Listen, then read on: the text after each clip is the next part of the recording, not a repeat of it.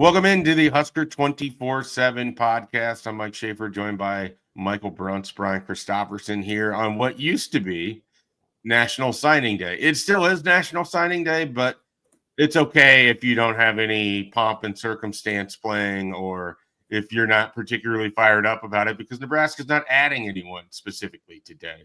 They haven't added any high school players since December. They haven't added a handful of transfer players and have finished with, I believe, the number 11 transfer portal class on 24/7 Sports at this point in time. So in honor of it being fake National Signing Day, I'm going to ask Brian Christopherson, Michael Bruntz, who is the player you are most excited about that Nebraska picked up in the off season, if you would, either signed in December or added through the transfer portal? Just one player, and we will start with Michael Bruntz. Dasan McCullough. That's my one player. I'm not going to say any other names. That's who I'm most excited about. We'll talk about it, I'm sure, in a little bit here about what Matt Rhule kind of talked about earlier, I guess it was Saturday. But McCullough's a guy who played in a number of positions at various schools. He was moved around a lot. I think Nebraska is going to have a pretty good plan for him and how they're going to use him. I think he's probably a ready-made pass rusher off the edge if they want him to be that as a jack or whatever they're doing with that position. So I'm very intrigued by what he can be. I think when you kind of dig in and watch some of his film, he's really physical for a guy that I would say is still a little bit undersized at 6'5", 235. And I'm very eager to see how he fits into whatever this defense is going to be this year. One player. You were coached incredibly well. Credit Yes. to that producer who helped produce this segment. Thank you. Brian Christopherson. That was aimed far more at me than you, Brunson. You know it when he was lecturing. I felt like I was catching strays, though. Yeah. It was like, why am I getting brought into this? That was aimed because I usually list 9. That's why. That was aimed at one person. He said, not offense, not defense. You don't get to branch out. All right. So one player, Hardly Gilmore, is my one player at wide receiver. Hardly Gilmore, the 4th. Am I allowed to? Dane Key will get more attention. Oh no, you didn't. No. I'm not. You could have said other wide receivers. I'm not. Nebraska brought in other receivers in the transfer portal this year. But the one I'm most excited about is okay. Sorry. No, I'm not going to talk about Dane Key. I'm just saying that Dane Key is the one who's always highlighted. But Hardly Gilmore arrived to Kentucky at age 16. Actually, was when he was actually in the program, and had a development year there. I think he was the player that Kentucky was most bummed about losing through the portal. And it was the one that if you saw some social media reaction from some of their coaches, I think caused the most frustration when Nebraska got him. I think he can take the top off of defense. And I don't know if it'll happen right away, but I think he has the highest ceiling of any of the other wide receivers that have been added. I 100% agree with Brian on all of that. Did I do pretty well? Did I do pretty well, guys? You did great. Star. You did so good, you actually took the player I was going to talk about. So I'll transition to a different player. But I'll stay at the same. No, you're good. I'll stay at the same position. Cortez Mills. I'm excited about what Cortez Mills potentially could be as a wide receiver for Nebraska. I think this was someone they have targeted for a long time. Obviously, the Phil Simpson connection helped put Nebraska on the radar. I think he's a guy, from just talking with Andrew Ivins, who gets lost a little bit when you're ranking wide receivers because he doesn't have track times. He's just a football player, and he plays it at a really high level. He had a good week down in San Antonio. I think he's going to come to Nebraska here as an early enrollee and have a good spring and put himself in position to be a contributor right away in 2025. And down the line, I think he's going to be a number 1 wide receiver. And I'm excited about what that looks like with Cortez Mills. So that would be my answer to the question that I posed. Let's take this, though, because someone could have answered Rocco Spindler. And I know from talking with other Nebraska media members, they would have answered Rocco Spindler. He's now part of Nebraska's class. He's set to enroll here this spring and be part of the spring operation. how big of a get, BC, was it for Nebraska to land another offensive lineman, not a tackle, but a guy that you can pretty much write in Sharpie is going to be part of the interior of your offensive line and may allow you to move some other people around and solidify your center spot as well? I think it was a massive get. He's a massive individual, and I think he had the best. I'd have to think through it a little bit, but arguably the best 24 of any of the portal additions. When you think about, he lost the starting job briefly, but he got it back, and then he held it throughout the whole season and played 4 games in the playoffs against top competition. There's good film from those games out there, including the national championship game against Ohio State, where he's just moving people off the line. And so I think the fact that he's so fresh off that experience of being in those spotlight games and performing well, he has to arrive to Lincoln with a ton of confidence. And I just think he's going to be a good mentor for other people in that room too, that are growing, some of those young second and third year players. So adding him gives you a lot of flexibility. We'll see what they do at center. They could move Justin Evans there. There's other guys like Machacek and Sam Sledge. Those were the names mentioned Saturday, right? Bruns as other guys who, could be center options. But, 20% of your line you feel really good about, just like that, and so that's the way I always look at it. We can get caught up like, oh, you need another tackle on this or that. 20% of the pie looks really good, how it's shaded in now to me. And so that's why it's such a big deal. What did you see out of this edition, Bruns? I know you wrote about it on Sunday or Sunday when this was all going down. Yeah, no, it's huge. I mean, it's funny, like you kind of try to imagine what a guy is size-wise. I mean, 6'5", 325 is not small. Like that is a big guard. And bigger than Nash Hutmaker, bigger than Ty Robinson? Well, yeah, now I think Robinson was generously listed at 6'6", 315. He was at the Senior Bowl. I think he was like 6'4", 296. He was not so big. He was never 6'6". He just was bulked out. Yeah, not so big ass Ty Robinson anymore. So you tell that to his face. I will, and I'll start running quickly. But I mean, you kind of look at what Nebraska's got in the run game, especially because I think that's where the guard play is really important and kind of how Nebraska wants to do things, and they need to do some work in the run game. I mean, they need more of an interior run game. This certainly helps. Brian, I can't remember if you mentioned it, but I mean, Lutovsky's going to be limited this spring or had some off-season work done. So, I think he's probably your other guard, but this buys a little bit more time for that 2024 class that I think is going to have a few interior guys that are going to be ready to start, but maybe not right now. So I think that's why it's important. And also, I mean, we've discussed this, it feels like almost weekly. I mean, you can't, especially with the lines, you kind of have to be able to win nowadays. If you have the ability to go out and get somebody that can help you right away, like a Rocco Spindler, I think you have to do it. And I think, the maturity that he brings to that group will be really helpful as you kind of have a big turnover with Bryce Benhart and Ben Scott and those guys going out the door. So it was a big one and definitely I think it's fair to say a big win for Nebraska because it was back and forth. It was a little bit of a tennis match with, where he was going to head. And I think there was at least still some confidence on Virginia's part on Sunday morning that they were going to get him. But, a nice win by Nebraska to also get him in under the wire because, he had to be in by Tuesday. So it's a quick turnaround. So when you were kind of talking about the run game and guards, you were drawing me a pretty vivid picture of the Wisconsin game when Nebraska would sneak the guard out off the edge. And now I'm thinking of Rocco Spindler pulling in front of Emmett Johnson, just a big freight train leading the way. That's it's an intoxicating picture when you think about it. I mean, just go back to that Wisconsin game and the way that they could pull those guards and what they were doing to Wisconsin's defense in the running game there with Emmett Johnson and even Dante Dowdell at that point.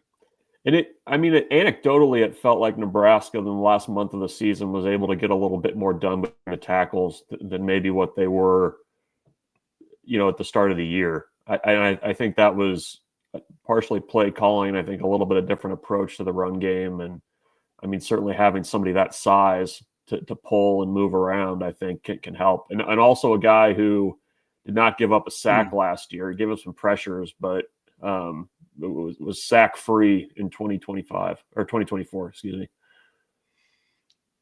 Let's jump from Rocco Spindler to the other big news that has come out since we last did a podcast, and that was Nebraska has addressed their special teams coordinator. It will be a name familiar to Nebraska fans, Mike Ekeler, who served as a linebackers coach from 2008 to 2010, back in Lincoln as a special teams coordinator, had a nice 4-year run at Tennessee, was at Kansas and North Texas doing special teams stuff before that. Georgia at one point in his career has been a defensive coordinator, has been a linebackers coach, was a special teams ace for Kansas State himself. BC, what do you make of Mike Ekeler being named the special teams coordinator? And how do you feel like Matt Rhule went about addressing an area that it feels like Nebraska has to at least get the baseline competency in 2025 after just a horrific 2024? Yeah, on the surface, it seems like a great hire. I think you wrote our initial story on it, and so you put in some of the figures there of like their return yardage and how they limited teams' return yardage as well, especially the first 3 of the 4 years Ekeler was at Tennessee, and it's very good. Like he has very good numbers. And one thing I noticed, this isn't the most scientific way to do it, but I was looking at our Tennessee 24/7 sports board when the news was sort of coming out. And there was respect for him as a coach. And you don't always get that like from a fan base about a guy who's outgoing. It's sort of like usually there's that, let the door, don't let the door hit you sort of vibe or whatever. And they definitely respected what he did. We know he's a high energy guy. I think sometimes that can be overrated, but especially with special teams, I think that's going to matter. He's going to make the meetings interesting and be just a real sort of dynamic personality that I think guys will gravitate towards. And, something about Ekeler I like is after his time here for 3 years from 2008 to 2010, it wasn't always just a straight line. Like he's not somebody who's always been just like in the power programs or at Tennessee or the main ones. Like he made a stop at Kansas when they were trying to get it together. He made a stop at North Texas. And I have to think those experiences are useful too, of a guy who had to grind his way sort of back in some ways to where he's at now. And he's obviously a Nebraska native.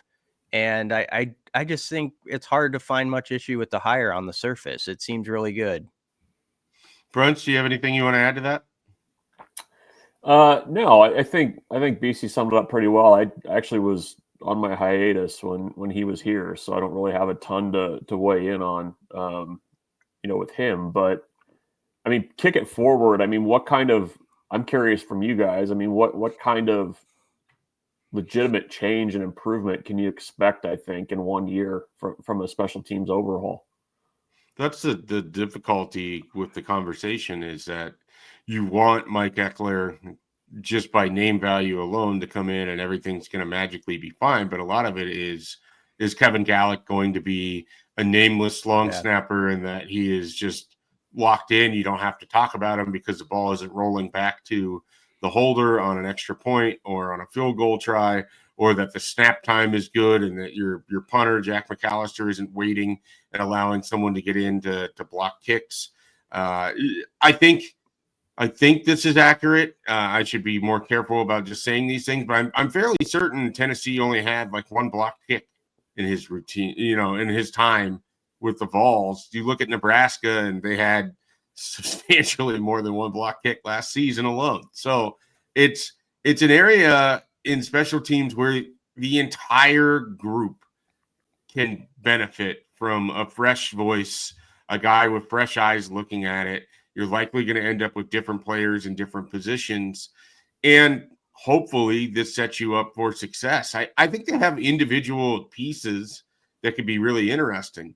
But Nebraska as a team, regardless who the special teams coordinator or the head coach has been terrible on punt return for pretty much a decade now. I mean, DeMornay Pearsonell's 2014 is more than a decade ago, and he was fine towards the end of his tenure. J.D. Spielman would have a moment here or there, but would also catch the ball inside the 5-yard line at a stunning consistency that never made sense. We saw Cam Taylor-Britt take a safety attempting to fumble a football out of the end zone. They put Isaiah Garcia-Castaneda, who transferred to South Dakota State, by the way, they put him back there as a returner last year to simply just catch the ball and never attempt to return punts. So there's just so many areas of this special teams unit where I think fresh eyes and a fresh perspective could lead to a pretty quick amount of results. And I think Nebraska has given away games, plural, over the last few years just by being bad at special teams. And if nothing else, baseline competency would allow you to likely win more games. And that's the whole idea here. One of the biggest things besides just the numbers that we always talk about with the return game is just having like an A+ or A students of the 2 or 3 guys who are your return men who just know what to do in all situations. And I feel like Nebraska has really lacked in that over the last decade or so. What you're talking about, Schaefer, where guys are fielding punts at the 2-yard line and stuff like that. And then you'll watch another game where there's a team that's really well coached where the example I always think of is where I think it was Northwestern one year against Nebraska where the guy had his feet like on the sideline with the ball and they just Illinois. Yeah. They just have there's places where you can tell that the guys back there just have a great understanding of all the intricacies of doing that job. And that has to really get ironed out. You've got to have someone who they can fake the fair catch and then block someone and it goes and you get that touchback and you get that extra 18 yards because your return man plays it well. That stuff I think is going to be just as big, if not bigger than if they have 274 punt return yards as opposed to 215. What do you think of all of it, Bruns? Yeah, if you like, what's realistic to look up and expect at the end of 2025? What's realistic to you? Baseline competency. Like, I think that's a pretty good way of putting it. Like, looking like guys know what they're doing. I think having a good approach to the way that you do things. Like, friend of the pod, Michael Severe, pointed this out yesterday. And then I think it's an important thing to remember. At Tennessee, I believe they had multiple guys returning punts. And, that is more of a system type thing to me rather than just, DeMornay Pearsonell made that special teams group look pretty damn good by himself. But, I think there's ways of doing things. And you look at Mike Ekeler's record at Tennessee and the numbers look pretty darn good and good enough that if you kind of take those at Nebraska the last 4 years, you probably are in a bowl game a couple more years than what you were. So it's just kind of an overall approach aligning with everything. I mean, are you going to get aggressive and go after punts? They returned a lot of kicks and didn't take a lot of touchbacks. So, how do you coach to that? I think I'm curious to see with the 105 limit if you start seeing more starters on special teams, and how do you get guys excited about that and dialed in on that? I mean, I think there's also an art form to just organizing and getting guys excited and understanding the importance of being really good in that unit. I mean, how many years now has Nebraska played against certain teams and you're just like, there's no way that Nebraska is going to be able to play even here. Like you almost expect that the other team's going to have the special teams advantage. Iowa, Rutgers is the same way. Illinois. I mean, you just kind of go down the line. So I think you need to get to that point where there's also some confidence in the walls over there of like, yeah, we're playing Iowa, but we can kind of hold up our end of the deal too with this. And I think that's been missing in some ways, that the expectation is almost like it's going to be a white knuckled, just wild ride and hope that you don't end up costing yourself a game on special teams. That attitude needs to change. I'll beat the dead horse too. you guys all agree with me about the waving the hand, taking the ball to 25. I know they're data driven over there. They just need to do a deep dive on that. Like what is the advantage of actually returning kickoffs as opposed to if every time or almost every time you waved your hand, and you took it at the 25-yard line? Because I think on average you would find you're losing 5 or 6 yards of field position in what I would argue is one of the most important spaces. You guys know there's such a difference when you get out to like 25, 30, and then beyond the 35 with that first down. You've got steam after a first down when you get the ball to 25 and then you're at like the 38 after you move the chains. It's different if you get the ball to 16 and you get a first down at the 27 and you're sort of where you would have been if you just waved your hand. That's such a I think huge part of winning and losing in these close games. So I just think they really need to get under the hood with that statistically and see if it's worth it for them to keep doing it the way they've been doing it. Yeah, and I never understood how much of that is just individuals making poor choices or if it's just Nebraska is encouraging them to make those choices. Like that's one of the things, regardless of who the coach has been in the last 5 years, where it's just baffling the decision-making that occurs every time the ball's kicked off and just knowing that you're just giving away yardage. So we will certainly see on that.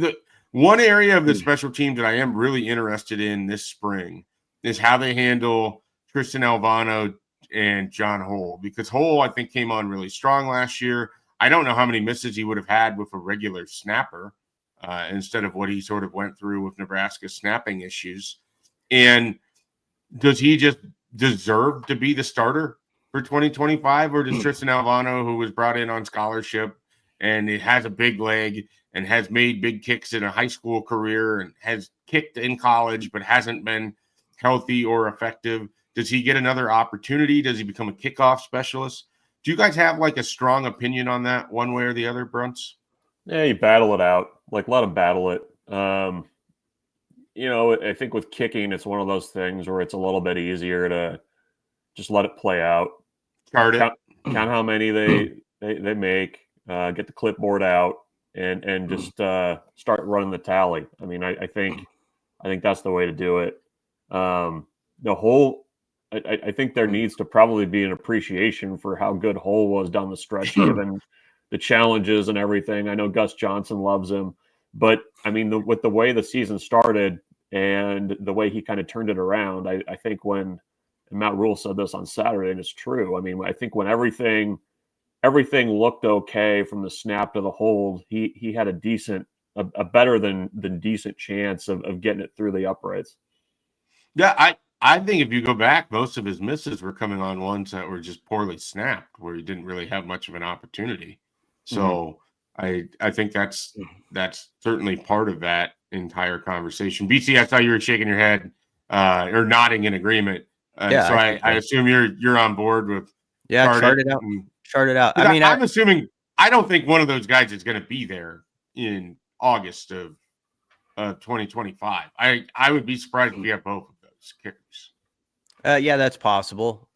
Alvano, in fairness to him, I mean, we didn't really see what he could do last year. He with the injury, we didn't get that opportunity, which I know he was eager for prior to the injury to see how he could bounce back. And I haven't forgotten how good he was as a high school kicker. I know it's a different level, but I mean, he was clutch and he could hit them from everywhere. And so I don't count him out of the conversation at all. We've learned, if anything, with Husker kickers to not assume what just happened the previous year carries over to the next. We've had kickers who were Big Ten kicker of the year, and then they weren't so hot the next season. That's happened too in the last. And then their truck got stolen. Yeah, yeah. You gave it away. You gave it away. I was Connor Culp. That was his truck. Do we know if the LPD ever found that truck? I thought they did. Yeah, they did, I think. Yeah. Wasn't it some bizarre? It got moved. It wasn't where he thought it was. That kind of thing. I don't know. I think something happened. It wasn't like, oh, I parked it over. Oh, there it is. It's over on the other side of the garage. That's how I kind of remember it, though. Here's your update. It was found on 10th and H, between 10th and 11th, abandoned. So it did good. It made it a little bit. It made it from 12th Street on between L and M to 10th on 8. Yeah, so yeah, I don't think he just got lost. I don't think that's if I recall, it was like a notable truck too, like the lift kit, and Connor Culp's kind of a smaller individual. Yeah, it fit every dynamic that I think of when I see giant trucks drive by me on the road. Yes, yeah, I don't think he just lost it. It was definitely misplaced. Okay, that's good to know. That's good to know. Matt Rhule spoke on Saturday for the first time since after the Pinstripe Bowl, I believe. It's the first time he took questions from the Nebraska media in basically a month, or a little more than a month. We heard everything about special teams. They went out and they announced Mike Ekeler on Sunday. He talked about what the roster is going to ultimately look like and when they have to get down to the 105. He talked about the spring. There was a lot in there. I'm just going to leave it open to you guys to kind of bounce back and forth. What was the most interesting thing you thought, Michael Bruntz, that came out of Saturday's discussion with Matt Rhule? Yeah, it was wide-ranging. I think it was good to kind of get some updates on where things stand with injuries. I mean, that was a big one to me. It sounds like a good portion, like we said earlier, of what you would assume is the starting offensive line, or at least the main rotation, is going to be limited in the spring. There's going to be some opportunities for young guys to get a ton of reps. Demetrius Bell sounds like he's on track for the summer to return. It seems like ages ago that he was kind of thought to be one of their top receivers, but he's going to be getting back in that mix. And the other kind of big takeaway is the spring. I mean, you're likely not going to have a scrimmage. It's not going to be televised, whatever it is, more than likely. And just kind of some of the reports that have come out in the last couple of days, Texas is not doing one as well. And it feels like Nebraska, for better or for worse, is on the front edge of this trend of teams getting away from spring games. So we'll see what happens there. But it sounds like Nebraska also doesn't know what that event is ultimately going to look like, if it's going to be an event or how they're going to handle things. So that warrants following as the spring kind of goes along, because typically I think spring game tickets have usually gone on sale around this time. Yeah, right around this time. So that's going to be interesting to follow. What about you, Brian? Is there anything that wasn't kind of what was discussed there that jumped out to you? It wasn't much different than what he said in December, as far as a two-pronged roster approach, where basically you have your first half of your rosters, you're like your 53 man in the NFL, and then you have a development roster. But I did think it was interesting. There's a term now that'll become something, I'm sure, within our area. It's the first 57. Like a specific number was put on it of like that group, and then I thought the last 10 of the 105, it was interesting how he pointed out you need those guys to be like culture guys. That's not necessarily connected to just keeping in line with your balance of your numbers within your position group, but you might make an exception or two for a guy who just brings something extra that behind the scenes to this team that it needs. Like he mentioned Roman Mangini specifically as a wide receiver who would be on the 105. As Bruntz texted me, Roman Mangini had to go to bed feeling pretty good that night about his place. Well, I got 104 more guys to figure out now because Roman Mangini's in the boat. That's what veteran would be most likely to pull the Roger Dorn, put the red tape up in his locker? I don't know, but so we know Dylan's going to be there, Emmett Johnson, and Roman Mangini. Yeah, right. And there's Rocco, a core. Start building Rocco around that. 4. But I don't know. That stuff's interesting to me, and so you can try to think about who the last 10 might be from that aspect. I also thought how he talked about Dylan Raiola and specifically like what he needs to do from a leadership standpoint. And first it's about, winning the receivers in the offensive room. And like he mentioned last year, maybe you get 5 receivers to go throw with you on a Saturday morning. Let's make it everybody this year. You keep raising the bar about what that standard is. And I think there's just a knowing that if Dylan goes full bore, and I'm not saying he didn't last year, but if he does that again this offseason and builds off his first year, people will follow, and Rhule knows how critical that is for number 15 to sort of be at the front of the line and setting the temperature for what it's going to be like, on any given day over there. This is such a stupid thing to throw out at 30 minutes and 45 seconds here, but we can have an expanded conversation on this later in the off season, but I want to tap into what BC kind of said there, but I want to focus on it like this. Do you believe Dylan Raiola had a successful freshman season? Would you call it a success? It finished with a bowl game appearance. Nebraska won their most games in 10 years. He started every game. He didn't miss a start. And he worked through a number of kind of freshman bumps without a safety net. I mean, this is a guy that was just cast into this situation where it either has to work or the entire season's going to get blown up. Do you think that it was a successful year for Dylan Raiola in 2024? Yes, I do. And I think part of it is expectations were a little, I go back to some of the numbers that were being thrown around at the start of the year of like, well, what can he do as a true freshman? How many touchdowns is he going to throw for? How many yards? And I don't know that they were completely realistic given what was around, what ended up being around him and the positions he was put in. I think I go back to Matt Rhule saying for months that Nebraska's wide receivers were struggling against press coverage. I think that always stuck in my mind of like, how much help is he going to get from the wide receiver crew? The run game was not consistent enough around him. But I think if you look at how he played relative to other true freshman quarterbacks that played last year, he's at the top, and by a pretty fair margin too. So I think it was important for him to take some of the lumps that he took. I think there's definitely some throws that he would probably want back. Certainly the one against Illinois, the one down the sideline against Ohio State being another that you're kind of like, man, if he just hit that one throw. But I think Nebraska should be better around him in 2025, and I think that kind of gives him an opportunity to take a big step forward. So I would absolutely say it was a success, especially given kind of what he had to fight through. Same for you, BC?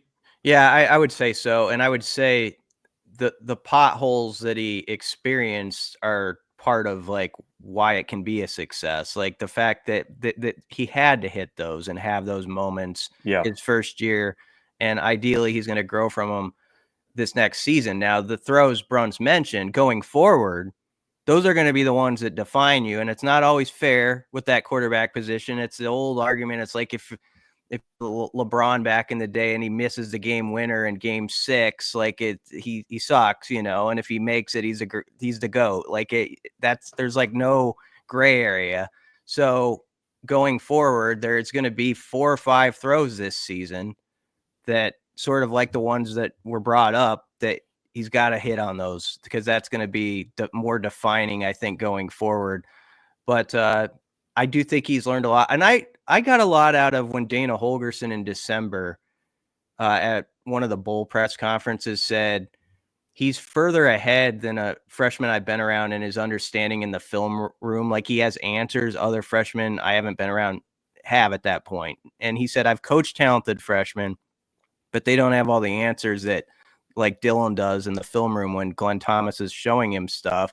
And I think we've all settled on the idea Dana Holgorsen's pretty candid, good or bad, about players and what they need to do. And the fact that he gave that compliment to him spoke a lot to me of that foundation that he's working with. And now he's just got to further translate that to the field.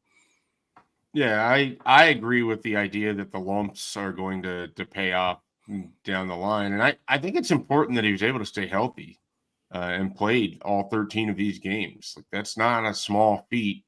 And it gives him a pathway of what the Big Ten looks like, what a preparation week in and week out looks like, what he can change and what he can do. And Matt Rhule spoke about that to help other guys prepare. So I'm excited to see where this takes off. The baseline's kind of been established.